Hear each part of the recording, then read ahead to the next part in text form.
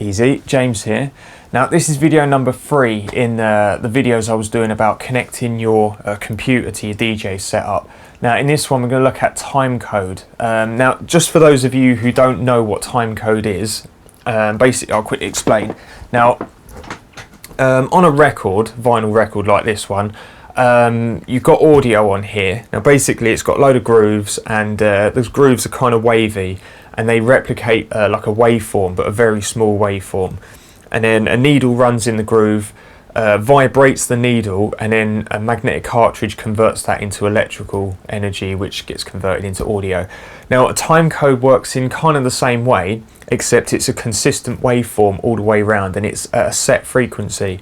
Now what happens is when you play the record, that frequency goes into the computer through audio, and then the computer listens to that frequency, and then as you start slowing the record down or moving the record about, it uses changes in that frequency to detect how fast the record's going in whatever direction. Okay, now that's pretty much it, and basically it uses that to control whatever audio you've got on your computer.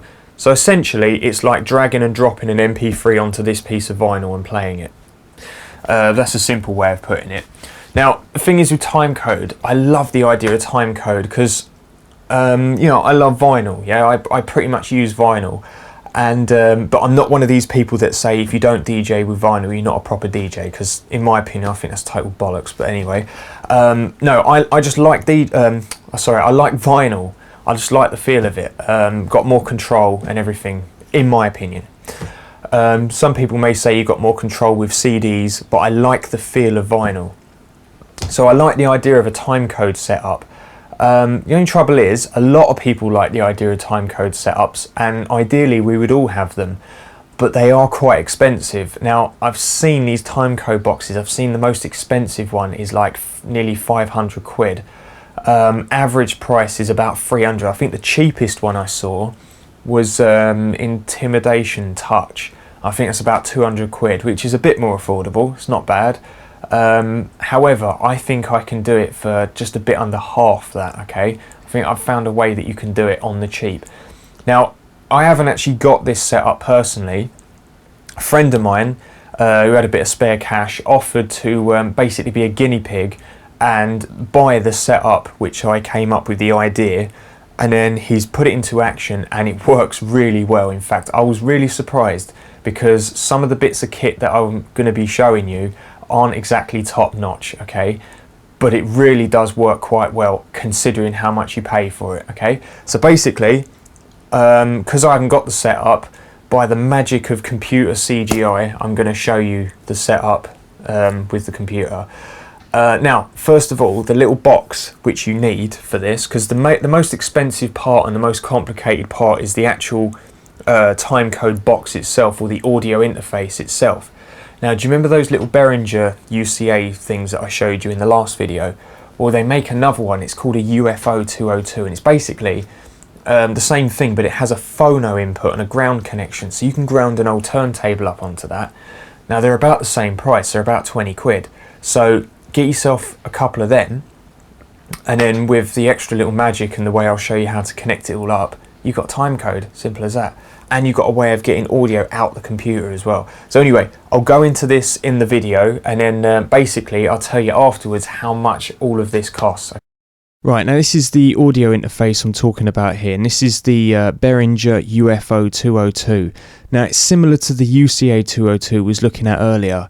It's just this one's got the option to have a phono input on it as well. So you can ground up an old turntable onto this, and it will just basically enable you to preamp a phono signal and stream it into the computer through USB. It's also low latency, and it does support ASIO as well. So once you've got one of these, also a couple of other things you're going to need. One thing is, well, two things rather, is 2 of these RCA splitters. Now these are wire splitters. You can use the ones that have a cable on rather than set into this solid plastic. They're a bit easier to work with, but whatever you can afford, because these ones are a little bit cheaper. So once you've got them, the next thing you're going to need is some RCA cables. Now the RCA cables that you use, I would recommend using high quality ones for this, because we're dealing with phono level signals, not line level signals.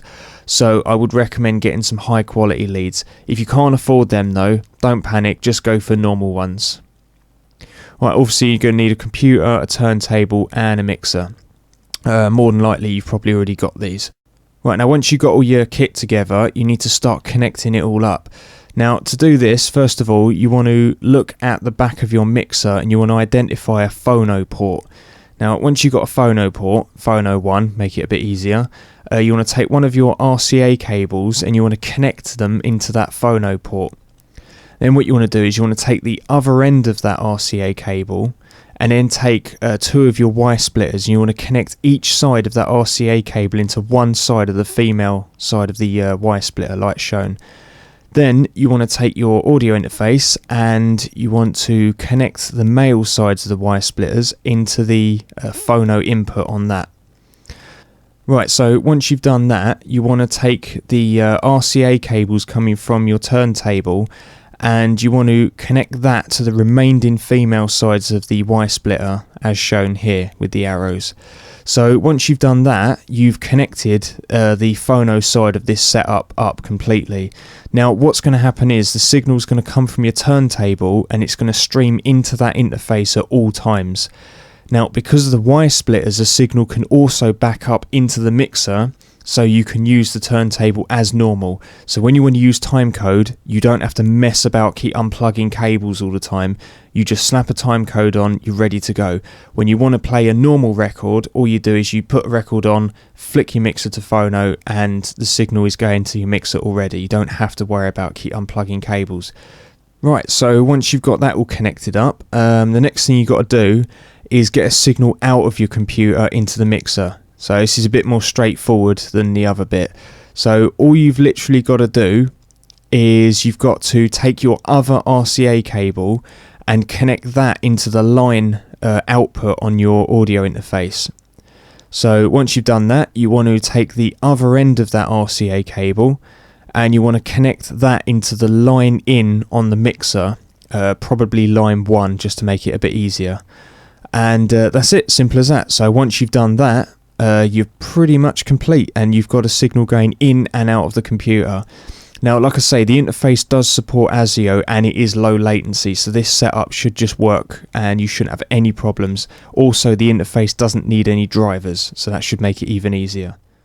So once you've got all that connected up, all you pretty much got to do is take what I've shown you in the video, times that by 2, because you've got 2 decks, and you've got a full timecode set up. Some people only want 1 deck because they just use it for scratching, or they like mixing from CD to turntable or whatever.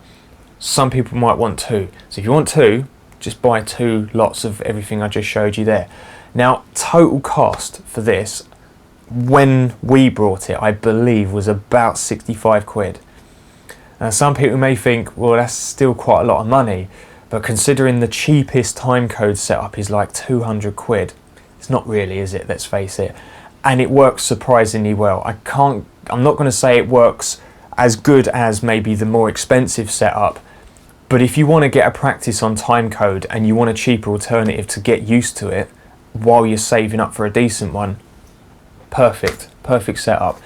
Now I'm going to be ordering this setup for myself because I think, for what it's worth, I think this is going to work pretty well for me. So what I'll do is, once I've ordered all the stuff, I can actually show you physically how to set it all up. It's just having the time to actually get down and order it. So hopefully I'll do it tonight.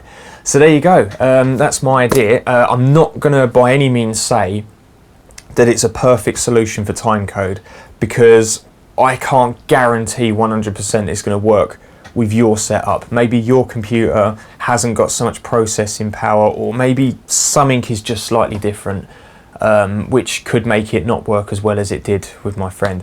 I will try and get round his house at some point and show you it. So there you go. Now hopefully I can get this set up ordered as soon as possible. I can connect it all up and then basically give you a demo on it. So there you go. I hope this video was a help. If you've got any questions, leave comments below. Also, I'll put the links for the stuff below as well, in case you want to buy it for yourself. One last thing before I go as well, you probably noticed the video quality is a little bit better now. I'm actually using a different camera now. I'm using a proper HD one, not one of these fake cameras that apparently record at 720p, apparently.